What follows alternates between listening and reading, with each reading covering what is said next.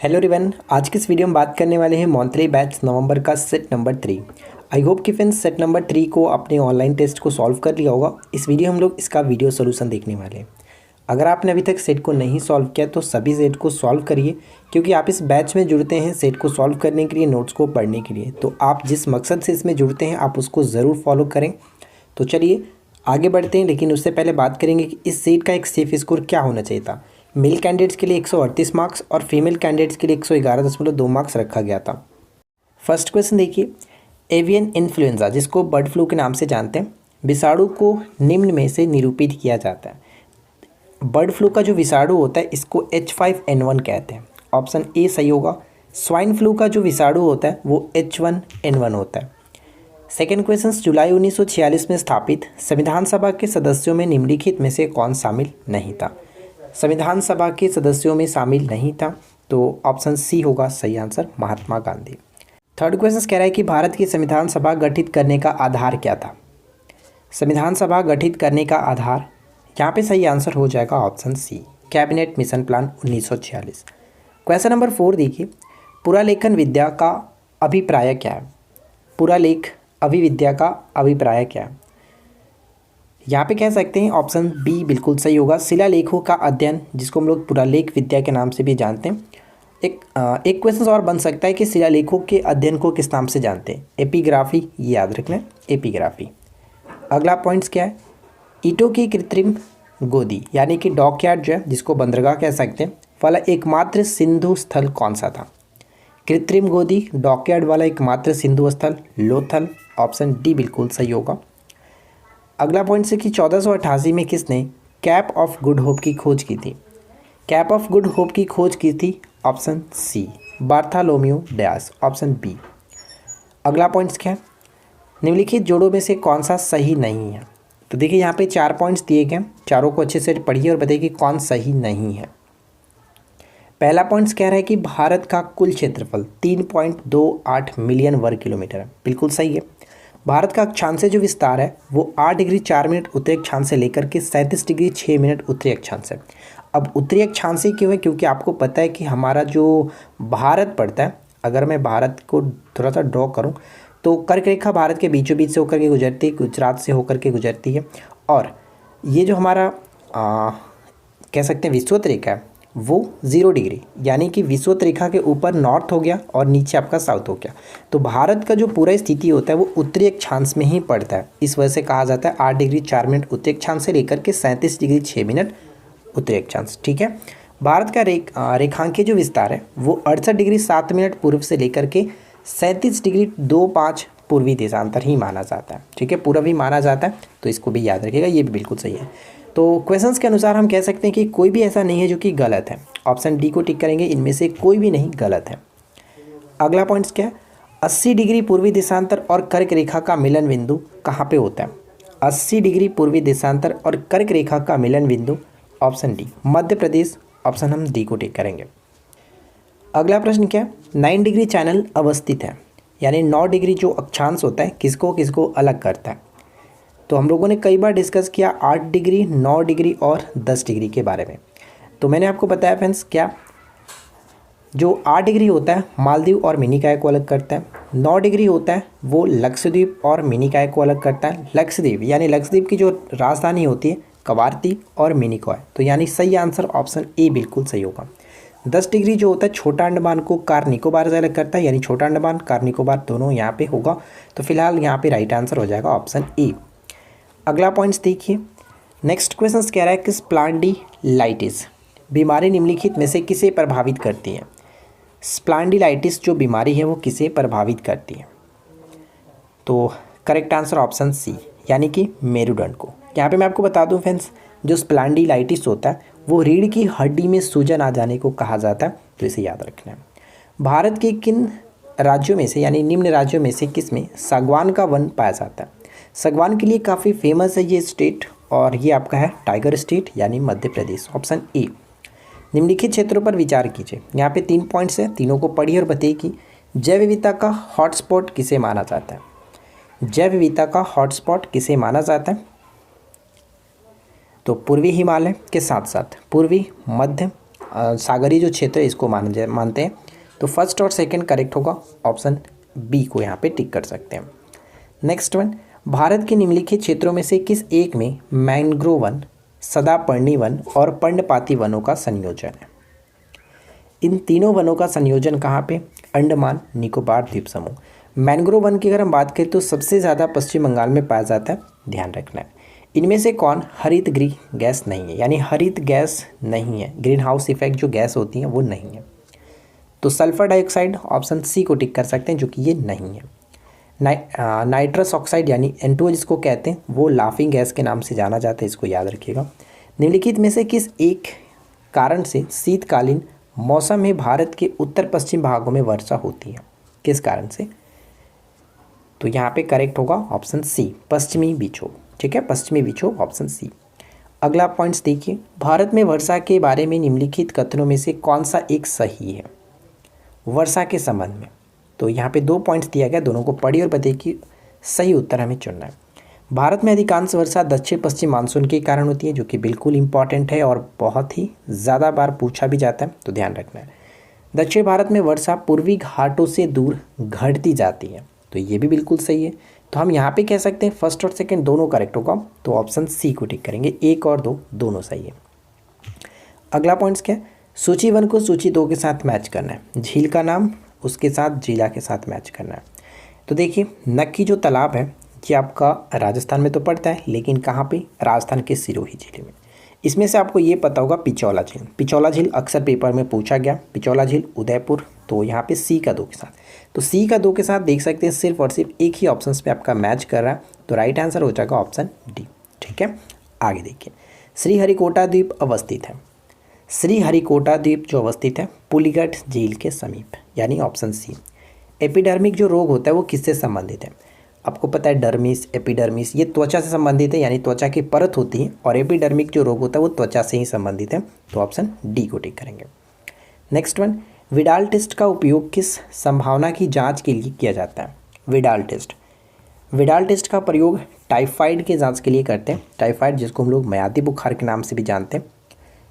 पीलिया रोग किसके संक्रमण के कारण होता है? पीलिया रोग। पीलिया रोग के संक्रमण का कारण यकृत, ऑप्शन सी। निसीली कण कहाँ पर मिलते हैं? निसीली जो कण है वो कहाँ पर मिलता है? तंत्रिका कोशिकाओं में, ऑप्शन सी, तंत्रिका कोशिकाओं में। उपास्थि की उत्पत्ति करने वाली कोशिका निम्न में से कौन सी है? उपास्थि की उत्पत्ति करने वाली जो कोशिका होती है वो कौन सी है? तो यहाँ पे सही होगा ऑप्शन सी, यानी कि कॉन्ड्रोब्लास्ट। अब यहाँ पे कुछ पॉइंट्स आपको समझना होगा, तो मैंने यहाँ पे एक्सप्लेनेशन कर रखा है, ध्यान से देखते हैं। ऑस्टियोब्लास्ट क्या होता है? अक्सर पूछा जाता है कि ऑस्टियोब्लास्ट बताइए। तो ऑस्टियोब्लास्ट अस्थि का निर्माण करने वाली जो कोशिकाएं होती हैं उसको कहते हैं। ठीक है, जबकि ऑस्टीरियोब्लास्ट, ध्यान दीजिएगा, ऑस्टियोब्लास्ट अस्थि का निर्माण करने वाली कोशिका, जबकि ऑस्टीरियोब्लास्ट जो होता है वो अस्थि को नष्ट करने वाली कोशिकाएं होती हैं। अस्थि निर्माण की प्रक्रिया को क्या कहा जाता है? आसिफिकेस, आसिफिकेस कहते हैं। और यहाँ पे भी लिखा गया कॉन्ड्रोब्लास्ट उपास्थि का निर्माण करने वाली कोशिकाएं होती हैं। ठीक है, अस्थि और उपास्थि आपको समझ में आ गया, तो ध्यान रखना है। कानून के समान संरक्षण, इस वाक्य को कहाँ से लिया गया?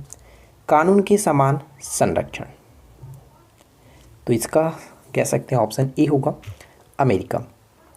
स्वच्छ भारत अभियान की शुरुआत किस वर्ष हुई थी? स्वच्छ भारत अभियान की स्टार्टिंग की गई थी 2 अक्टूबर 2014। ठीक है, 2 अक्टूबर 2014, ऑप्शन सी। प्रारंभिक तमिल साहित्य में निम्नलिखित में से कौन से महाकाव्य थे? प्रारंभिक तमिल साहित्य में निम्नलिखित में से कौन से महाकाव्य थे? शिल्पाधिकारम और मणिमेखली। शिल्पाधिकारम और मणिमेखली। निम्नलिखित में से किस अनुच्छेद के अधीन किसी राज्य में संवैधानिक व्यवस्था को भंग किया जा सकता है? संवैधानिक व्यवस्था को भंग किया जा सकता है, यानी राष्ट्रपति शासन, और यहाँ पे राष्ट्रपति शासन 356 के तहत लगता है। निम्नलिखित में से अनुच्छेद 21 में कौन सा अधिकार दिया गया? अनुच्छेद 21 में कौन सा अधिकार दिया गया? ऑप्शन डी, जीवित रहने का अधिकार। ठीक है, जीवित रहने का अधिकार। गोखुर झील की स्थलाकृति निर्मित होती है। गोखुर झील की स्थलाकृति निर्मित होती है। गोखुर झील की सतह जो होती है, गोखुर झील का जो सतही होता है सतही क्षेत्रफल कह सकते हैं, अधिक होता है तथा इसकी जो गहराई होती है वो कम होती है, और ये जो स्थलाकृति निर्मित होती है प्रौढ़ अवस्था में नदी के कटाव में बनता है, तो सी बिल्कुल सही होगा। हिमालयी दर्रा सिपकिल्ला निम्नलिखित में से किस एक में अवस्थित है? सिपकिल्ला दर्रा का संबंध किस एक में स्थित है? यहाँ पे आपसे घाटी पूछा जा रहा है, ना कि राज्य। राज्य अगर पूछा जाता तो सिपकिल्ला दर्रा हम लोग हिमाचल प्रदेश को टिक करते हैं, और थोड़ा सा अगर इससे लॉजिक हम लगा कर देखें तो कह सकते हैं सतलज घाटी बिल्कुल सही होगा, हिमाचल प्रदेश में सतलज घाटी में। निम्नलिखित खतरों पर विचार कीजिए। 2 पॉइंट्स लिखा गया, रेडियो एक्टिविटी से संबंधित यहाँ पे पॉइंट्स लिए गए, रेडियो धार्मिकता जिसको हिंदी में कहते हैं। तो रेडियो धार्मिकता की खोज हेनरी वैकुलर ने सन 1876 में की थी, जो कि ये पॉइंट गलत है क्योंकि 1896 में इन्होंने किया था 1896 में। रेडियो सक्रिय पदार्थ केवल गामा किरणें ही उत्सर्जित करते, गामा किरणें ही उत्सर्जित नहीं करते, इमिशन नहीं करते हैं। ये जो होते हैं वो फ्रेंड्स अल्फ़ा, बीटा और गामा तीनों प्रकार के कणों को उत्सर्जित यानी कि किरणों को उत्सर्जित करते हैं। ठीक है, तो कह सकते हैं कि दोनों के दोनों पॉइंट्स गलत हैं, ऑप्शन डी को टिक करेंगे, कोई भी सही नहीं है, कोई भी नहीं।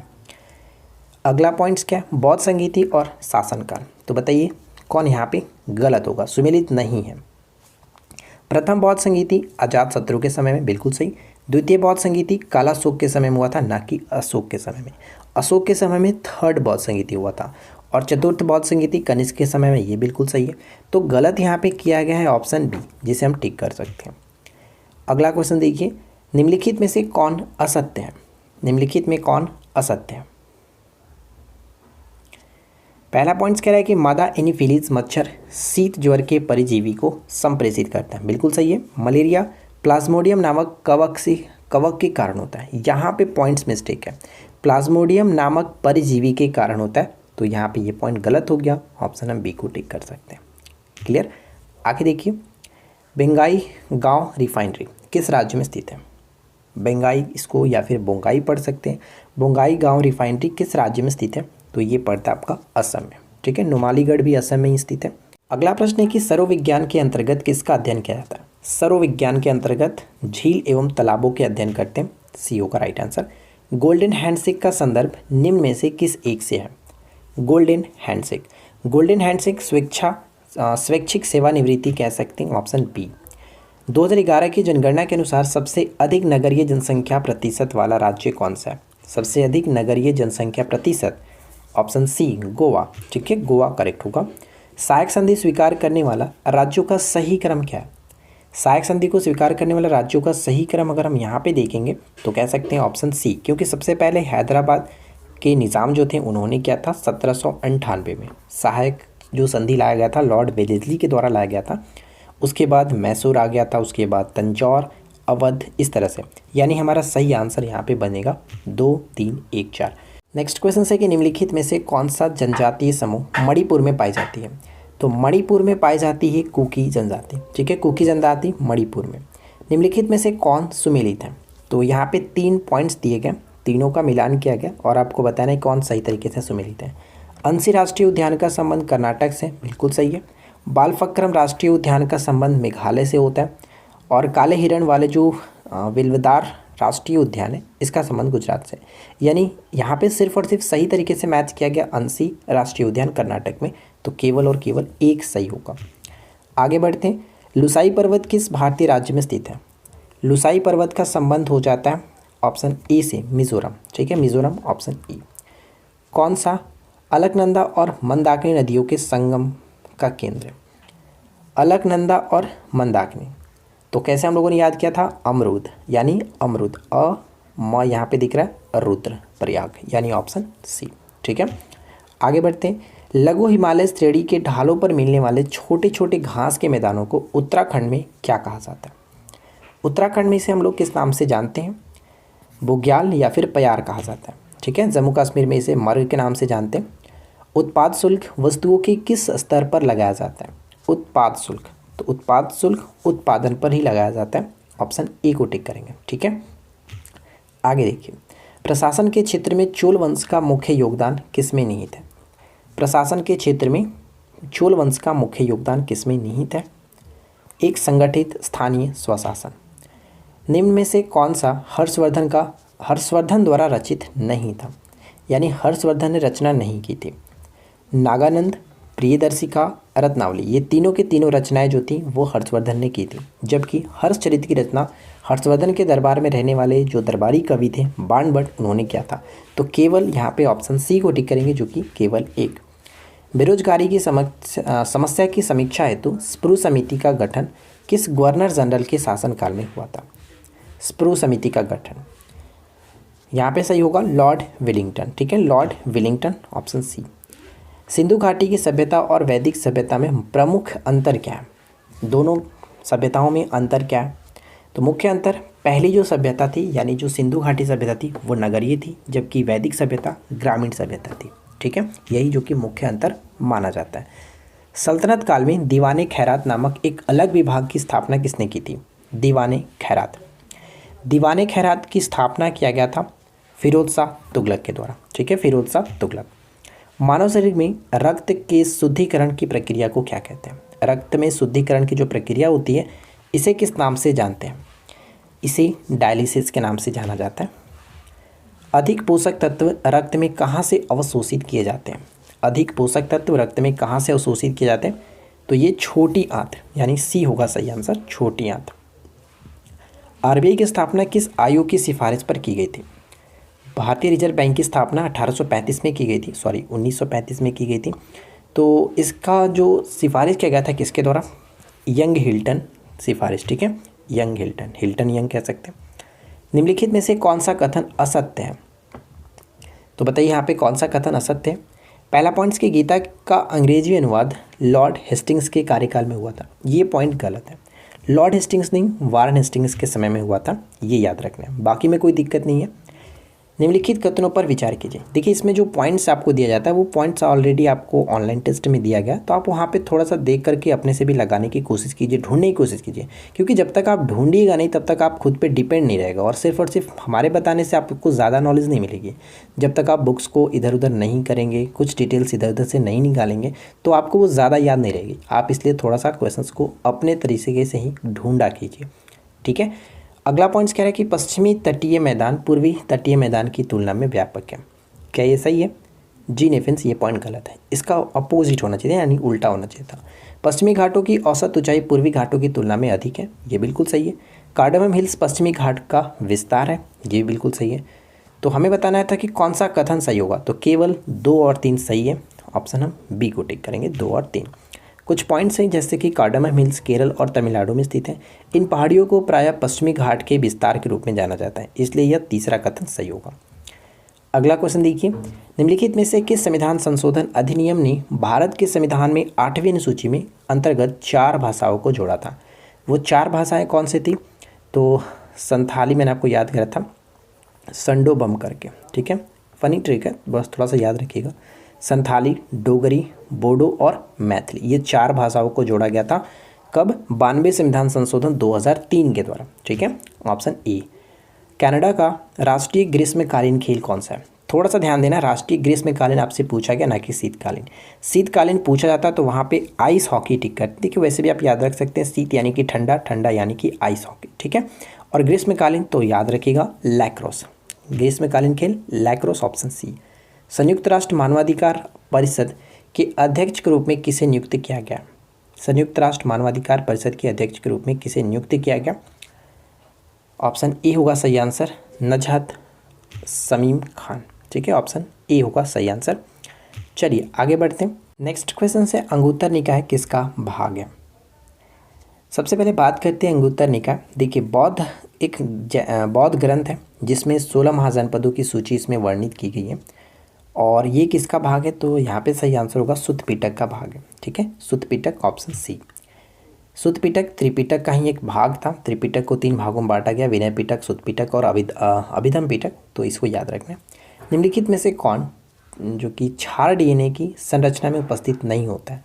क्षार डीएनए की संरचना में उपस्थित नहीं होता है, तो सिर्फ और सिर्फ 5 नहीं होगा, क्योंकि यूरासिल कहीं भी उपस्थित नहीं होता है, यानी कि ये क्षार डीएनए में उपस्थित नहीं होता है। एडेनिन, गुआनिन, साइटोसिन और थायमिन, ये चारों के चारों उपस्थित होते हैं, तो ऑप्शन हम यहाँ पे डी को टिक करेंगे, केवल 5। अगला पॉइंट्स, बोमचू भारतीय राज्य में मनाया जाने वाला एक अनोखा संस्कृति त्यौहार है। बोमचू का संबंध सिक्किम से होगा, ऑप्शन बी को टिक करेंगे, सिक्किम। ठीक है, ऑप्शन बी राइट आंसर है। नेक्स्ट क्वेश्चन है, भारतीय इतिहास की किस प्रमुख घटना को वाइट फ्लोइंग रिवर भी कहा जाता है?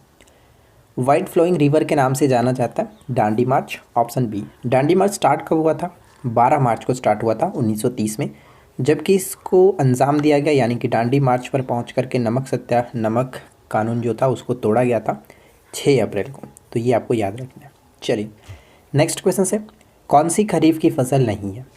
खरीफ की फसल के अंतर्गत कौन नहीं आता है? ऑप्शन सी, सरसों रबी फसल के अंतर्गत आता है। सरसों हो गया, चना, गेहूँ, ये सभी रबी फसल के अंतर्गत आता है। नेक्स्ट क्वेश्चन से, निम्नलिखित में से किस मिट्टी को सबसे कम जोतने की आवश्यकता होती? कम जुताई वाली मिट्टी के नाम से भी इसको जाना जाता है। ऑप्शन बी, काली मिट्टी, जिसको हम लोग रेगुड़ मिट्टी के नाम से भी जानते हैं, और इसको अंतर्राष्ट्रीय स्तर पर चरनोज़म के नाम से भी जाना जाता है। किस वर्ष भारतीय औद्योगिक वित्त नियम की स्थापना हुई थी? भारतीय औद्योगिक वित्त नियम की स्थापना हुई थी 1948। ऑप्शन ए होगा सही आंसर।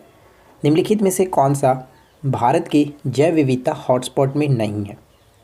जैव विविधता हॉटस्पॉट में नहीं है, ऑप्शन किसे टिक करेंगे? ऑप्शन हम बी को टिक करेंगे, पूर्वी घाट। ठीक है, देखिए भारत 4 जैव विविधता हॉटस्पॉट वाले क्षेत्रों के अंतर्गत आता है, जिसमें अंडमान निकोबार द्वीप समूह, पूर्वी हिमालय आता है, भारत वर्मा क्षेत्र और पश्चिमी घाट का स्थल माना जाता है। पूर्वी घाट इसके अंतर्गत नहीं आएगा। जीव विज्ञान की कौन सी शाखा का संबंध विलुप्त जीवों से है? विलुप्त जीवों से प्लेंटियोलॉजी। ऑप्शन डी को टिक करेंगे। अगला क्वेश्चन क्या है? कोनिका कप किस खेल से संबंधित है? कोनिका कप का संबंध किस खेल से? कोनिका बैडमिंटन, चड्डा कप भी हो जाता है badminton, Uber cup, Narang cup, ये सभी आपका आता है बैडमिंटन से। 1934 में भारत के लिए नियोजित अर्थव्यवस्था किसने लिखी थी? ये पुस्तक है प्लान्ड इकोनॉमी फॉर इंडिया, बहुत इंपॉर्टेंट है। तो यहाँ पे सही आंसर हमारा हो जाएगा ऑप्शन बी, यानी कि सर एम विश्वेश्वरैया। ठीक है, विश्वेश्वरैया यहाँ पे ऑप्शन बी को टिक करेंगे। नेक्स्ट वन है कि राजा राम मोहन राय के संबंध में निम्नलिखित कथनों पर विचार कीजिए। 3 पॉइंट्स दिया गया, तीनों को अच्छे से पढ़ेंगे और बताएंगे कौन सा कथन सही है। पहला पॉइंट्स में ये कह रहा है कि इन्होंने भारतीय पुनर्जागरण आंदोलन के पिता के रूप में जाना जाता है। सेकेंड पॉइंट है कि राजा की उपाधि अकबर द्वितीय ने दी थी, यानी इनको जो राजा की उपाधि मिली थी वो अकबर द्वितीय ने दिया था, ये भी बिल्कुल सही है। और थर्ड पॉइंट, इन्होंने अल हिलाल नामक फारसी समाचार पत्र की शुरुआत की थी। ये पॉइंट गलत है, क्योंकि इस पत्र की जो शुरुआत की गई थी अबुल कलाम आज़ाद के द्वारा की गई थी। तो फर्स्ट और सेकंड सही है, ऑप्शन ए यहाँ पे करेक्ट होगा। नेक्स्ट वन देखिए, विक्टोरिया झील किन अफ्रीकी देशों के मध्य में स्थित है? ये क्वेश्चन आप लोगों ने कई बार डिस्कस किया। विक्टोरिया झील, जहाँ से नील नदी का उद्गम माना जाता है, यहाँ पे विक्टोरिया झील कह सकते हैं, ऑप्शन ए होगा सही आंसर। तंजानिया, केन्या और युगांडा के मध्य में पड़ता है, option A will be correct answer. अगला क्वेश्चन की गृह मंत्री अमित शाह ने किस शहर में ग्रीन सोहरा वनीकरण अभियान शुरू किया? तो ये अभियान लॉन्च किया है चेरापूंजी, ऑप्शन सी को टिक कर सकते हैं, चेरापूंजी। माई गवर्नमेंट मेरी सरकार पोर्टल सेवा प्रारंभ करने वाला राज्य कौन सा है? तो यहाँ पे हमारा राइट आंसर बन जाएगा ऑप्शन बी, उत्तर प्रदेश। ठीक है, उत्तर प्रदेश। नेक्स्ट क्वेश्चन, वह देश जिसने सोशल मीडिया प्लेटफॉर्म फेसबुक के समानांतर जोगाजोग नामक सोशल मीडिया प्लेटफॉर्म विकसित करने की घोषणा की है? जोगाजोग, ऑप्शन बी होगा सही आंसर, बांग्लादेश। हाल ही में किस राज्य में स्थित रमप्पा मंदिर को यूनेस्को ने विश्व धरोहर में शामिल किया? रमप्पा मंदिर तेलंगाना से संबंधित है, option C. Astronautical society of India द्वारा 2021 के आर्यभट्ट पुरस्कार से किसे सम्मानित किया गया? एस्ट्रोनॉटिकल सोसाइटी ऑफ इंडिया द्वारा, ऑप्शन ई, जी सतीश रेड्डी, यानी कि डीआरडीओ के जो अध्यक्ष हैं जी सतीश रेड्डी। भारत और किस पड़ोसी देश के बीच संयुक्त अभ्यास मित्र शक्ति का 8वां संस्करण अम्पारा में आयोजित किया जा रहा है? किस देश के बीच? भारत और श्रीलंका के बीच आयोजन किया जाता है मित्र शक्ति। तो ऑप्शन यहाँ पे बी को टिक करेंगे। अगला प्रश्न है कि जीआई टैग वाली मिठाई मिहिदाना की किस राज्य की पहली खेप बहरीन को निर्यात की गई? मिहिदाना, तो मिहिदाना का संबंध हो जाता है पश्चिम बंगाल से, ऑप्शन बी होगा राइट आंसर। अगला क्वेश्चन है, actually I meet them a memoir, पुस्तक के लेखक कौन है? इस पुस्तक के लेखक गुलजार, सी को टिक करेंगे। अगला प्रश्न, स्कैर्यूज 4A एक सैन्य संचार उपग्रह जिसे कक्षा में किस देश के द्वारा प्रक्षेपित किया गया? स्कैर्यूज 4A इसको कक्षा में प्रक्षेपित किया गया किसके द्वारा? फ्रांस के द्वारा। ठीक है, उत्तर होगा फ्रांस। विंबलडन 2021 में महिला एकल की विजेता कौन रही है? विंबलडन 2021 तो आपको पता है ये चारों जो ग्रैंड स्लैम होता है इसमें ये तीसरा ग्रैंड स्लैम होता है विंबलडन। तो इसकी विजेता महिला एकल की कौन रही? ऑप्शन ए अज़ेल बार्टी जो कि ऑस्ट्रेलियाई प्लेयर है, इसको याद रखिएगा। अगला क्वेश्चन से कि निम्न में से किस रेलवे स्टेशन के ऊपर पहली बार एक 5 सितारा होटल का निर्माण किया गया जिसका उद्घाटन प्रधानमंत्री नरेंद्र मोदी ने हाल ही में किया? 5 स्टार होटल का उद्घाटन किया गया गांधीनगर। ऑप्शन बी होगा सही आंसर, गांधीनगर। किस भारतीय फुटबॉलर को AIFF footballer of the year 2020-21 चुना गया? 2020-21 चुना गया किसे? संदेश झिंगन। ठीक है, संदेश झिंगन। और महिला के रूप में अगर हम बात करते तो बाला देवी सही होता। म्यांमार के सैन्य तानाशाह जिन्होंने खुद को देश का नया प्रधानमंत्री घोषित किया, कौन है? उनका नाम है मिन आंग हलिंग। ठीक है, मिन आंग हलिंग। ऑप्शन डी को टिक करेंगे। आगे बढ़ते हैं। गूगल डूडल ने हाल ही में डॉक्टर वेरा गेड्रोइट्स का 151वां जन्मदिन मनाया। ये किस देश की पहली महिला सैन्य सर्जन थी? तो ये रूस की पहली महिला सर्जन थी। ऑप्शन हम यहाँ पे बी को टिक करेंगे। नेक्स्ट क्वेश्चन, हाल ही में देखा गया हरिहर नीति किस राज्य केंद्र शासित प्रदेश ने शुरू किया? हरिहर नीति को किसने स्टार्ट किया? तो ये स्टार्ट किया गया हरियाणा के द्वारा। ऑप्शन डी होगा सही आंसर, हरियाणा।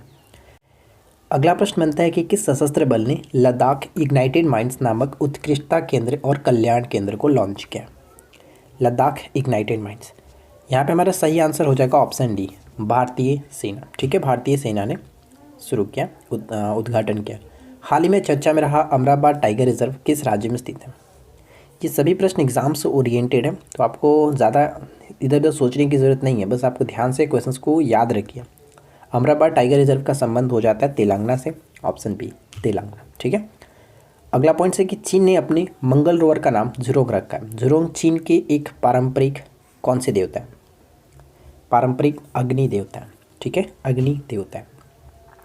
निम्नलिखित में से किस राज्य ने हाल ही में श्रम और कर्मचारी राज्य बीमा विभाग की 22 ऑनलाइन सेवाओं के साथ परिश्रम पोर्टल लॉन्च किया? परिश्रम पोर्टल को किसने लॉन्च किया? उड़ीसा की गवर्नमेंट ने लॉन्च किया, इसको भी याद रखेंगे। टोक्यो ओलंपिक 2020 के संदर्भ में निम्न कथनों में से कौन सा कथन सत्य है?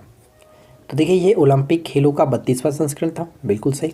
टोक्यो में अब तक 3 बार ओलंपिक खेलों का आयोजन किया जा चुका है, ये पॉइंट गलत है, क्योंकि टोक्यो में इससे पहले 1964 में आयोजन किया गया था और इस बार यानी 2021 में आयोजन किया गया, 2020 वाला।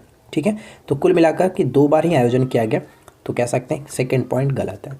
इस बार ओलंपिक का शुभंकर जो था मोरा तोयबा, ये बिल्कुल सही है, इसमें कोई दिक्कत नहीं। फर्स्ट और थर्ड यहाँ पे करेक्ट होगा। ऑप्शन हम सी को टिक करेंगे। एक चीज़ और याद रखिएगा, ओलंपिक खेलों का इस 32वें संस्करण का आदर्श वाक्य क्या था? United by emotion. ठीक है, United by emotion. Next question, Bharat ने हाल ही में आकाश एनजी का सफल परीक्षण किया, यह क्या है? आकाश एनजी हो सकता है, इसमें पूछा सकता है कि एनजी का फुल फॉर्म क्या है? New generation. ठीक है, न्यू जनरेशन, इसको याद रखिएगा। मिसाइल रक्षा प्रणाली है। ऑप्शन ए बिल्कुल करेक्ट होगा। भारतीय सेना ने हाल ही में लद्दाख और काराकोरम में एक स्कीइंग अभियान चलाया है। इस अभियान का नाम क्या रखा गया था? स्कीइंग अभियान चलाया था, इस अभियान का नाम क्या? आर्मेक्स 21। आर्मेक्स 21। 26 जुलाई 2021 को कारगिल विजय दिवस की कौन सी वर्षगांठ मनाई गई? कारगिल विजय दिवस की कौन सी वर्षगांठ मनाई गई? तो 22वीं वर्षगांठ मनाई गई, बी को टिक करेंगे। 1999 में हुआ था। विश्व हेपेटाइटिस दिवस 2021 की थीम क्या है? विश्व हेपेटाइटिस दिवस प्रत्येक वर्ष 28 जुलाई को मनाया जाता है और इस वर्ष का थीम रखा गया था हेपेटाइटिस कांट वेट। ठीक है, हेपेटाइटिस कांट वेट। देश की पहली बार छोटे विमानों और हेलीकॉप्टरों का उत्पादन शुरू किया जा रहा है, इसके लिए किस राज्य में प्लांट लगाया गया है? प्लांट लगाया गया गुजरात में। ऑप्शन बी बिल्कुल सही आंसर है, गुजरात। हाल ही में किस राज्य सरकार ने मिट्टी के खिलौनों को जीआई टैग देने की घोषणा की है? मिट्टी के खिलौनों को जीआई टैग देने की घोषणा की है, कहाँ पे? तमिलनाडु में।